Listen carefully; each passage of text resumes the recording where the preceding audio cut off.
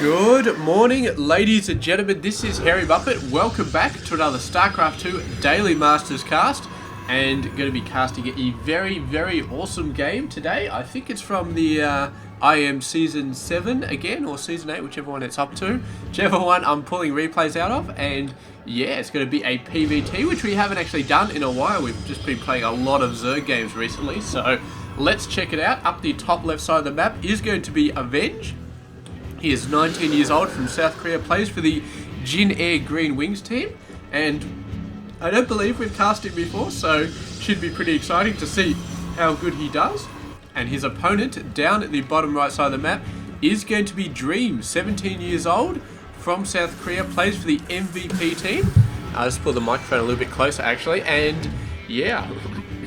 So we have cast him once or twice, I think, just in the recent week or recent fortnight or something like that, so basically from the same tournament, and I think he played a pretty good game, but to be completely honest, I can't actually remember. My memory is horrible, and yeah, that's just the way it is. So I remember some stuff, but most of the time I don't remember anything. So anyway, let's get back into it. Mr. Dream getting the Reapers out nice and early, and he's also hoping to block this early base, which it doesn't look like Avenge was building anyway. He may have been saving up for it, but he decided to build that Zealot anyway, so now he's building a whole bunch of other stuff. And this guy eventually will die. He's getting zapped every now and then, so he should probably just, I don't know, build a NG Bay or something like that and just get it over with. But no, decides to run. He's actually got to turn around here, and Avenge looks like he's saving up for the Nexus. So the Reaper coming in though, and the Reaper can, not even going to worry about blocking that thing. He's just going to go straight up to the top, gets hit by the Mothership Core, and now the Nexus is going to go down, and it's a bit unfortunate because that Reaper could have potentially blocked it for a little bit longer, at least killed the worker. He could have just wiped that worker out, and that would have delayed it for quite some time. Avenge coming in with his probe, it sees that Dream is already halfway to building his base, so he's got a little bit of a head start on Avenge. And yeah, that's going to be awesome. So we'll see if Dream can capitalize on this small advantage. I'm not sure if it's actually going to be an advantage because he's still going to morph that into an orbital. So the Terrans do take longer to get their bases up than the Protoss do. But yeah, it's still fine. It's still fine for both players. Income-wise, Avenge, of course, does have the advantage because he's been chrono boosting workers out. And yeah, well, he's going to have the advantage on workers for a while, I think.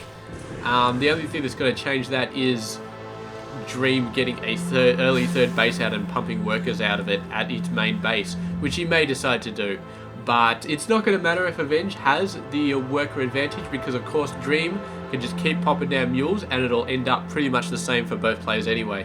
So yeah, let's have a look at the tech that's going on. I thought I saw a Twilight Council just going down here. Did I? Yes, I did. And I think that Mr. Dream actually spotted it. Yes, he did. So he knows about the Twilight Council. And finally going down. So there we go. He doesn't know what's coming after the Twilight Council. It is going to be Blink Tech, which is going to be interesting. We'll see how much massive amount of Stalkers can actually do here. Dream sending out a very early amount of Marines out to do some pressure. Should be able to deal with these Stalkers, I think. At least them and the reinforcements should be able to. They're falling back with the Widow Mine planted down, but Avenge not going out as far as he possibly could. He's just got to stay back and play it nice and safe here, which is definitely not a bad idea. This probe actually going out probably to grab this watchtower. My guess would be no. It's going in for a bit of a closer look. Hiding in the grass. Very nice idea. In terms of the tech for Mr. Dream, looks like it's pretty standard so far. We've got a starport coming up. Oh, is he going for Banshees right here? Is this what this thing is? That could be crazy right there if he goes for Banshees. Doesn't look like it. Looks like he's going for tanks at the start, which is going to be pretty good. I mean, yeah, I don't know. I mean, tanks are used quite a lot versus other Terran players. They're quite good. Oh, the Widow Mine. Oh, gets a very nice shot. 3 working kills. That's good stuff. Puts down the other Widow Mine. Oh, yes. Kills another 4 workers, I think. There's quite a lot of workers have been lost there. 8 workers total. And that is phenomenal just for a couple of Widow Mines. And the robotics facility struggling to get it observer out now. So there we go. It's one gone, and the other one's going to be gone very soon. But he's actually got enough energy to get a shot off. So what is he going to get this shot off? Only kills one worker. Bit unfortunate. Could have aimed over there, maybe got 3, but these things do happen. And the medevac doing a fantastic job at delivering those guys. So yeah, what was I talking about before? Tanks. Tanks coming out of the factory. It's going to be interesting to see how that works out. Doesn't look like it's going to be too many. It's just going to be one for a bit of base defense, which is, yeah, pretty nice idea. The tank should be out here, I think, a little bit more. So he's probably going to move that out any second. But yeah, for now, he's going to try and save this bunker. He's just going to be able to save that. And with that defense, look at all this Protoss blood on the floor, man. All over the place. Really nasty.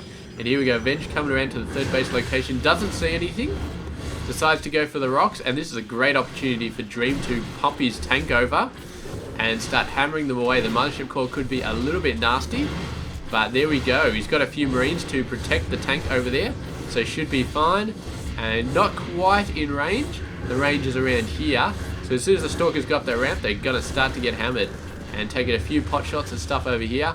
The Protoss choosing not to go up that ramp. So it's really not an aggressive move. It's basically just saying, you know what, let me clear that out for you so you can take your third base. But regardless, they may be thinking about a blink up here. Where they got an observer? There must be an observer around here somewhere. Otherwise, they wouldn't have been able to blink up. Yeah, there we go. There's the observer. But these guys not going to last too long, getting taken out by a small force. Meanwhile, the rest of these guys coming in, but the tank is starting to go ballistic on them. And they're going to have to back out. So that one single tank, I think it's only one tank, that Dream had, is going to be a very pretty decisive force in this early game. He's not going for a ton of them, going straight up Triple M. But a single tank at the start for base defense, especially in this game, where you've got all this real estate to sort of cover to keep the Protoss out, it's very, very dodgy. Actually needs probably a couple more tanks. Oh man, cancel another command center, and these guys looking a little bit, they're getting out of there. And here we go. Terran Army coming out. There's a decent amount of Marauders there. And Avenge sees the reinforcements coming in. He's going to have to back out. Oh, look at this Warp Prism. 4 Zealots in there. That's not going to be fun for the worker population. And down they start to go. The workers actually turning on the Zealots, but still a very decent amount of guys are going to be lost there. He's up to 12 workers lost, which is not a small amount by any stretch. And here we go, the Terran Army actually chasing after these guys. Avenge just keeping out of the way, or trying to anyway. Oh, taking some pot shots off and some medevacs. Managing to get out of these, slowly losing his Stalker Army. But yeah, I guess at least he's keeping the Terran Army occupied. But the question is, when these guys stop being occupied, when they start saying, you know what, forget these guys, I'm going for the base, what has he got in store to deal with that? He's got an Immortal, and he's getting out a Colossus, which is good, but he really, really needs to pump out that mass ground army. He managed to score a couple of hits on the forces, but the rest of them moving in. Here he goes, he's going to plant the tank down, maybe a little bit further away once he saw that Immortal. No, he's actually going to pull back and maybe wipe this force, take it out by surprise, but we will see. They're right over the other side, just sort of going straight past each other. And he does have a decent amount of forces. If he given time, Avenge is going to pull up a massive force. But for now, I don't know. I mean, Dream has lost a fair amount of forces though. He's Triple M. Right now, not nearly as big as it used to be. And if Avenge tries to hold on this high ground, I think he'll probably do a pretty good job. He does have one Colossus. Oh, sniping the tank. Very nice move. We've got some reinforcements coming in, and they're going to be getting the hell out of there. There we go. He's got to make a go of it. He's going to try and kill as much as he can. He'd love to snipe that Colossus, but right now he's just focusing on the Stalkers. So many Stalkers are taking hits. The Colossus finally does go down. Reinforcements are going to be able to bring it home here for Dream, I think, and he's, yeah, doing a great job there. Early snipe of the Immortal in that army was, I think, a decisive, basically decisive for that victory. Here we go, second Colossus comes out, but that gets instantly sniped, almost instantly sniped. There we go. And once again, the forces of the Terran player are starting to go down, but he just keeps reinforcing it.